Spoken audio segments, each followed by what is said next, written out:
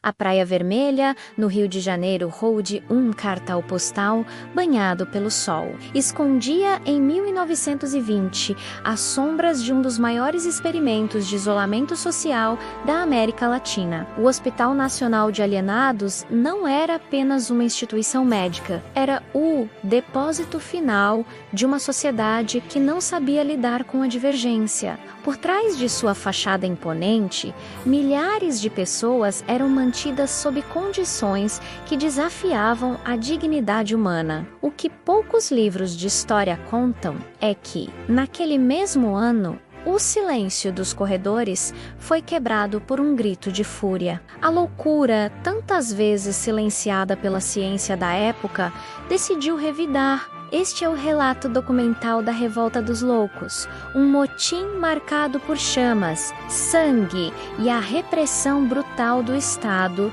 contra aqueles que o mundo preferia esquecer. Para compreender a revolta, precisamos olhar para as estatísticas documentadas nos relatórios da época, como os citados nos arquivos da Biblioteca Nacional. Em 1920, o hospital sofria com uma superlotação crônica, criada originalmente como Hospício de Pedro II. A instituição passou a refletir as tensões de uma república que desejava higienizar suas ruas. Negros, imigrantes pobres, opositores políticos e mulheres consideradas rebeldes eram diagnosticados com alienação mental e jogados em pavilhões úmidos. Os registros apontam que a dieta consistia em alimentos estragados e o tratamento basic em métodos punitivos, como o isolamento em celas fortes e o uso de camisas de força por períodos prolongados.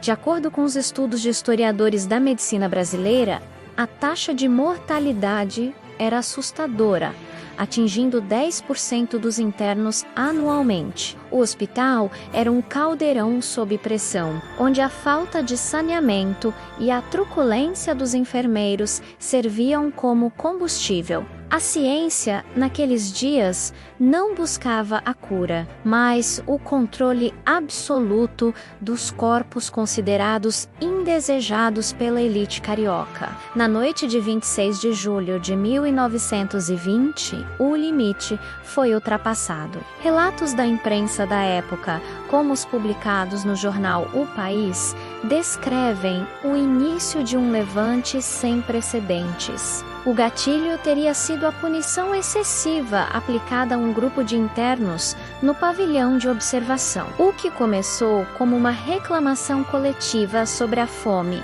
e o frio transformou-se em uma insurreição coordenada. Os internos conseguiram arrombar as trancas de ferro utilizando ferramentas improvisadas e a própria força do desespero. Em poucos minutos, centenas de homens e mulheres ocupavam os pátios internos. O fogo foi a primeira arma utilizada. Colchões de palha foram empilhados e incendiados, criando colunas de fumaça que podiam ser vistas de longe pelos moradores da Urca.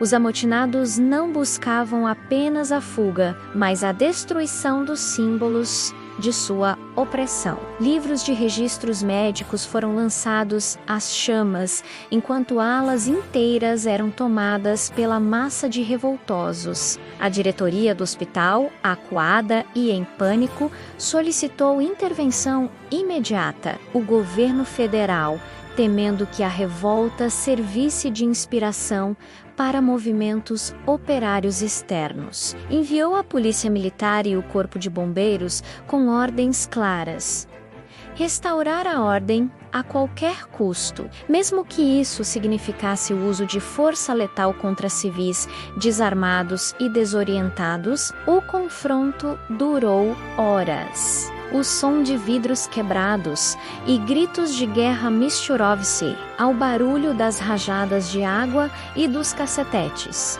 Fontes históricas indicam que dezenas de internos foram feridos e um número não oficialmente confirmado de mortes ocorreu durante a contenção.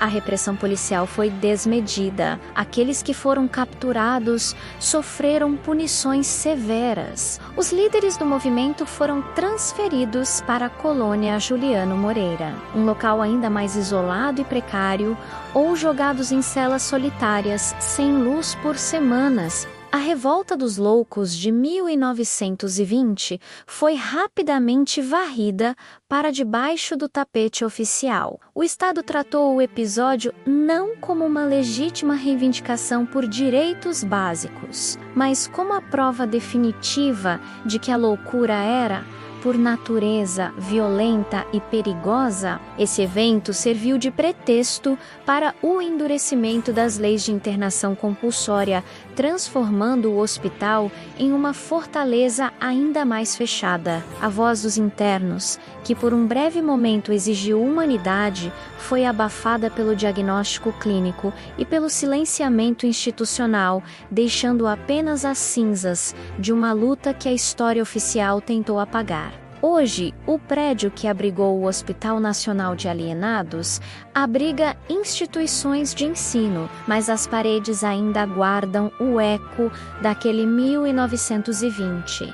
A Revolta dos Loucos nos lembra que, onde há opressão, haverá resistência, independentemente da sanidade atribuída aos oprimidos. Aqueles homens e mulheres lutaram contra um sistema que os via como sub-humanos. Ao relembrarmos esta história, devolvemos a eles a dignidade que o Estado tentou incinerar. A história não se apaga com o tempo, ela apenas aguarda alguém disposto a ouvir as vozes do passado.